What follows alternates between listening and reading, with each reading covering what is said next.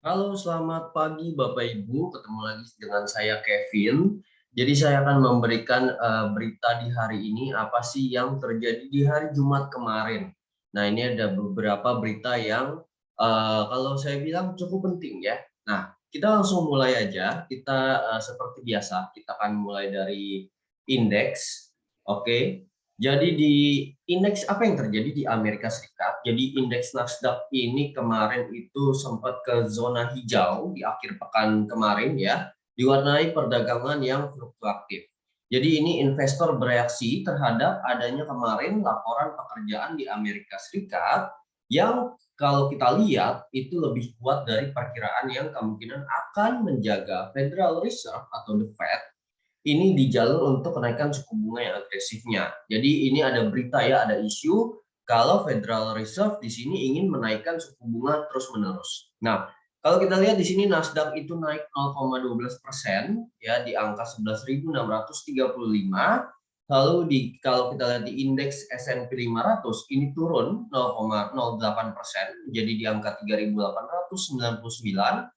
Lalu ada di Dow Jones Industrial Average ya itu ditutup turun 46,40 poin atau 0,15% menjadi di angka 31.338. Nah, jadi kalau kita lihat di Nasdaq itu dia sudah meningkat dalam 5 hari berturut-turut untuk pertama kalinya di tahun ini. Nah, kalau kita lihat secara mingguannya, Nasdaq ini ditutup naik 4,6%. Nah, data non-farm payrolls yang kemarin dilaporkan hari Jumat ini meningkat 372.000 di bulan Juni. Nah, jadi ini adalah hasil berita yang kalau kita lihat ini lebih baik dari level 250.000 seperti perkiraan Dow Jones. Nah, jadi ini akan melanjutkan apa yang telah menjadi tahun yang kuat dalam pertumbuhan pekerjaan di Amerika Serikat. Oke, kalau untuk berjangkanya, kalau kita lihat ini Dow Jones Industrial dan semua untuk di bursa itu mengalami penurunan. Ya mungkin karena ini hanya koreksi aja harganya. Oke, untuk saham, apa yang nanti akan kita bahas di saham?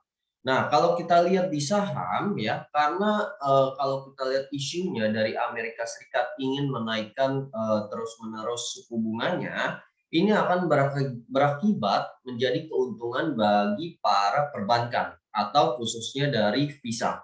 Jadi kalau kita lihat di sini Bapak Ibu, kita bisa merekomendasikan untuk membeli saham Visa karena kalau kita lihat di sini Visa masih akan mengalami kenaikan, tapi masih di zona sideways. Jadi ini untuk short term-nya aja. Nah, untuk di komoditas, jadi kalau kita lihat kemarin harga minyak ini naik sekitar 2% dalam perdagangan yang kemarin itu bergejolak. Tapi di sini kalau kita lihat ini masih menjadi penurunan mingguannya. Jadi untuk long term-nya harga minyak mentah ini masih akan menjadi penurunan. Nah, jadi kalau kita lihat di sini terjadi karena investor itu khawatir tentang potensi penurunan permintaan yang didorong sama resesi. Bahkan ketika pasokan bahan bakar global ini masih diketatin. Nah, jadi kalau kita lihat di sini bank-bank sentral di seluruh dunia akan menaikkan suku bunga untuk menjinakkan inflasi. Nah, ini akan memicu kekhawatiran juga bahwa kenaikan biaya pinjaman dapat menghambat pertumbuhan. Lalu ada juga isu dari COVID-19 di Shanghai. Kemarin ada tes COVID-19 di Shanghai. Ini juga menyebabkan kekhawatiran tentang potensi lockdown lagi di China.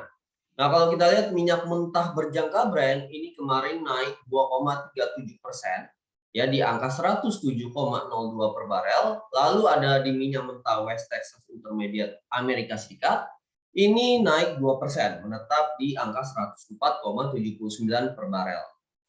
Oke, jadi kalau kita lihat untuk analisa teknikalnya seperti apa, crude oil WTI untuk jangka panjangnya itu akan mengalami penurunan ya. Kalau kita lihat dari sini, tren naiknya ini sudah berakhir yang di-break oleh suatu low, lalu dia membuat high lagi. Nah, ini untuk penandaan bahwa ini akan terjadi tren turun. Nah, tapi ini untuk jangka panjang ya Bapak Ibu ya.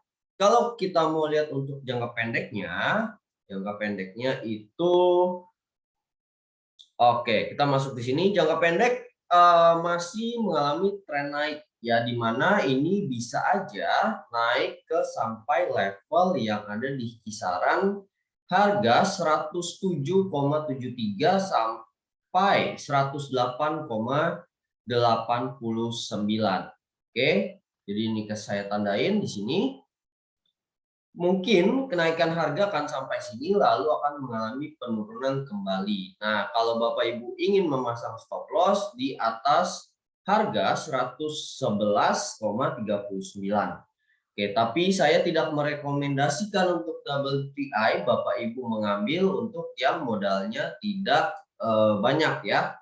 Karena ini akan memakan yang namanya margin Bapak Ibu. Karena WTI ini cukup besar. Oke, jadi itu untuk WTI. Tapi kalau kita lihat dari RSI-nya juga, ya RSI masih di zona tengah. Jadi kalau kita lihat masih Bapak Ibu belum bisa ambil di zona ini. Oke, next-nya kita masuk lagi ke komoditas dan selanjutnya ada di mata uang atau di forex. Kalau kita lihat di sini USD ini menguat terhadap semua mata uang ya, apalagi Japanese yen ini turun 0,82%. Nah, untuk rekomendasi yang bagus untuk di forex itu apa? Jadi saya melihat ada di pasar GBP Japanese yen. Ya kalau kita lihat di sini harganya sedang mengalami kenaikan ya ke zona resisten di sini.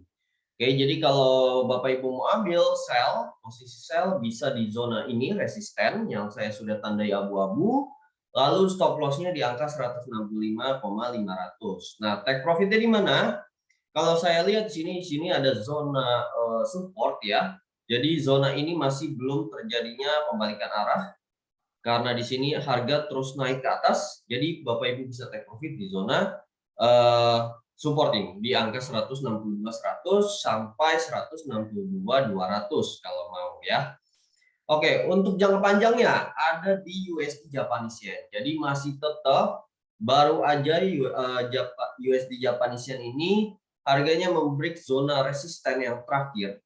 Ya, jadi di 137 sekian, maka Bapak Ibu bisa menunggu untuk membalikan arah harganya ke area 136 sekitar 136 142 sampai 136.200. Itu Bapak Ibu bisa melakukan aksi buy. Nah, di sini stop loss-nya di angka 135.00. Oke, jadi kita lihat trennya ini masih jangka panjangnya untuk kenaikan bagi harga ini. Oke, di cryptocurrency karena ada efek berita positif dari USD kemarin, jadi kita lihat untuk di kripto itu mengalami penurunan. Tapi di sini kalau kita lihat penurunannya tidak cukup besar ya, jadi masih tetap di zona supportnya atau sideways-nya. Oke, untuk berita yang akan terjadi di hari ini apa? Jadi belum banyak, paling cuman ada dari pembicaraan dari government bank-nya ya. Jadi untuk hari ini tidak ada yang berita begitu penting. Oke, Bapak Ibu, jadi update berita kita hari ini itu aja. Terima kasih sudah menyaksikan. Kalau misalkan Bapak Ibu ingin belajar lebih banyak lagi, bisa bergabung dengan GE Education. Lalu kita akan belajar bareng. Nah, jangan lupa juga di-subscribe ya, di-share, di-like, dan di-komen untuk Bapak Ibu bisa mendapatkan notif berita selanjutnya. Sampai jumpa Bapak Ibu, terima kasih banyak.